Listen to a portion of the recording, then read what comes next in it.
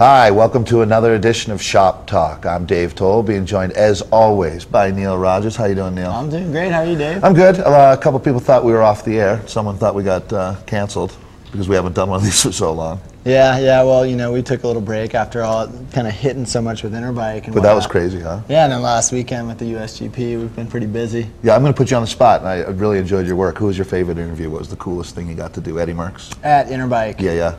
The Eddie Merckx interview wasn't your best one. No, because it was sort of weird. That was kind of brief. Yeah. I mean, it was pretty cool to get a chance to talk to Cipollini. Yeah. But actually, getting Ryan Trebon and Barry Wicks to arm wrestle was probably the highlight for me. Right on. How about for you? Oh man, looking back through the whole thing, I was getting to talk to all of the Luna chicks there when they had the bicycle-powered blender going, and it was great. I guess so. Talking to Marla Streb, I really like Marla Streb a lot. She's a great athlete. Well, what have you been up to since? I was up in Durango this weekend. Did the Colorado State Cyclocross Championships, the USCF edition. Got to hang out in Chris Weary's super sweet condo. If you're going to Durango, I'd look into it. That's the place for sure. It's awesome. So Colorado has 2 state championships then, the ACA and the USCF, is that right? You know it, dude. So, yeah. You know what? We've got so much controversial stuff. Let's not even go there. I definitely, it certainly has been an ongoing problem. Not even a problem. I just wish we could have a unified, Fed. Yeah, and so that was in Durango, and Matt Shriver beat Todd Wells, who had a mechanical, is that right? Yeah, Wells had a bit of a mechanical, I guess. He slammed his bike. There's an amphitheater section that they went through, and I think he slammed his bike and bent his chain ring there, so he had to do a complete bike change. But luckily, Wells is well equipped with his GT team. He take good care of him. So, and his brother, the Bear, Troy Wells, was up in a 4-rider group that also contained the real Joey Thompson. Do you know who the non-real Joey Thompson is? No. It's some model, apparently. So when Joey Thompson went to get his website, all those guys up in Durango are big into the blogging and stuff. Yeah. So he went to get Joey Thompson. It turned out it was some 18-year-old model in LA. So he's now the real Joey Thompson. www.therealjoeythompson.com. Exactly. So just another one of those guys with a good website out there. Wells has a good one as well. But so, yeah, that went really well. What did you do? Well, this last weekend I was actually wedding. at the Will Frischkorn and Shayna Trado wedding, and I'll be seeing all those guys from Durango this coming weekend out in not in Seattle, actually in Tacoma, and then in Portland for the USGP. Yeah, I understand. Crank Brothers USGP final. You're going to need Crank Brothers pedals for that one, because I understand that the mud is going to be out of hand. As it's been at this point now, I understand this is the 3rd wave of major storms that they've had come through, and you can expect right when you arrive there'll be another one coming with you. So actually, it'll be coming from the other direction, obviously from the Pacific, but it won't be any muddier than.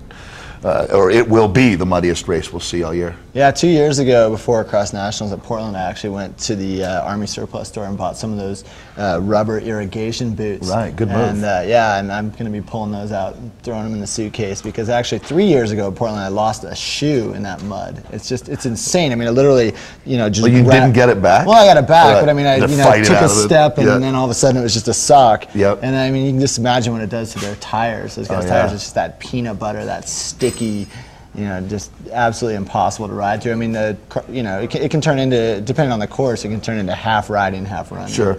And Katie Compton, on the women's side of things, she's pretty much unbeatable, but she's not going to win the series. No. As, with not being at those first 2 races. So Georgia Gould is a rider from Idaho, probably not a ton of mud experience. Who's your favorite to take the series? For the series, yeah. God, I think they're only divided. It's so close right now. Georgia Gould is like 4 or 6 points or something like that. It's virtually a tie. Yeah, it's too tough to say, honestly. I think the one advantage that Georgia has is the team tactics. I mean, sure. So there's a little alliance between Compton and Bissett that's going on now too, though. Is there? That they kind of counter that. I guess. I'm obviously a huge fan of Cliff Barr and the Luna Chicks team, but when after the racing on Saturday, you heard Lynn talking about a little bit of brake checking going into some corners, and that's team racing. But certainly, what happened then was, I think that it was forced those two, Bissett and Compton, to look to each other to maybe figure out how to crack the code of letting Luna Chicks working them over. Because actually, Katarina Nash has been incredible for considering the lack of experience she has as a crosser. First-time racer. Yeah, talk about a powerful racer who really gets it. Although, man, it doesn't seem like Katie Compton really needs to rely on tactics too much, does it? I mean, she just goes off from the gun, and I mean, Lynn was basically hanging on for dear life. And All right. Well, so I'm with you. I call it a toss-up on the women's side of things. What about on the men?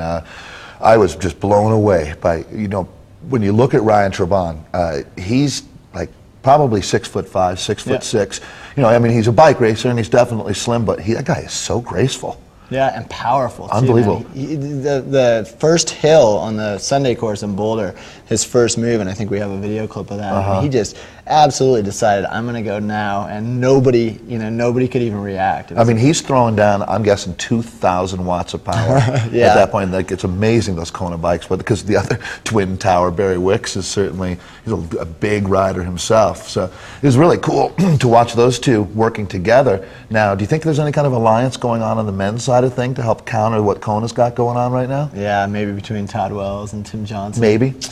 I don't know. It's tough to say. I mean, if you take away Ryan's mechanicals in Boulder, I think he would have won 4 out of 4 USGPs, and I think it's almost at the same level as Katie, where I don't know if tactics really come into play so much. It's just try to, when Ryan goes, you're either with him or he's gone. Yeah. You're either hold on or you miss the train. The guy who's so good in sloppy stuff, though, is Todd Wells. I mean, like, we really saw that last year on a course that was extremely hard to navigate at the national championship. Yep. So I would actually, Wells is a guy, ton of mountain bike experience. He knows how to handle with mud. Yep, absolutely. And the year before, when Jonathan Page won nationals in Portland, Todd Wells was second. Right. Yeah. So that's certainly a rider to keep your eye on. So I know you know Floyd Landis, talk to him every now and then. You're not the guy who hacked into the computer over there in the lab, are you? People seem to think I have a little bit of a tech geek side, but I am certainly not a cyber criminal. Yeah. When you see that, what was your first reaction this morning? Stranger Than Fiction. Yeah. That was the first thing I thought. That's funny. I just saw that movie up in Durango with Travis Brown and Chris Weary, and Stranger Than Fiction is exactly right. You couldn't make this up. Yeah. It's just, you're kidding. I mean, I don't know. I don't really even know what to say at this point. The story just broke this morning. Something about it, once again, though, it's so bizarre that I can only imagine that once again Floyd is sitting there going, "Are you kidding me?"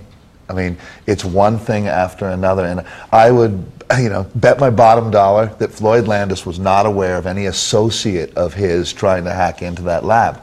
I mean, it just doesn't make any sense. And then it's like, from what they made it sound, and the way they released the information was also a little bit bizarre. I don't know if you read that. I guess it's the press agency in France that's releasing that story, but it just didn't read right to me. Do you know what I mean? There are a couple parts of it where it just didn't make sense. Yeah, well, it seems, what I understood was that they've actually been sitting on it for a little while, that they've known about this, and they've sort of been, I don't know if it's through an IP address or what, but they've actually been, whoever this associate is, they've kind of... Why don't they release the name right now then? Yeah, I don't know, maybe they're still trying to build a case, or I don't know. I couldn't tell you. Sure, it's one of those things. But I think I'm really interested to find out how. I mean, we were sitting around this morning. I'm not going to name any names, but we were thinking about, well, who's an associate of Floyd Landis, and maybe have like a little office betting pool. I mean, the way this is going to play out in the next week or two, I think everybody's really curious. Yeah, well, I must say that it's certainly one of those things that if Floyd, he's trying to be really open and transparent with the entire thing. I don't know, have you been to his website and read? I thought they did a really solid job. I mean, there's some stuff that you look at in that report where it's like, look, if the protocol is, if the number's wrong, and why is the number wrong? But if the protocol is that the number's wrong and you draw one single line through it and then rewrite the number, why are they using whiteout? Right.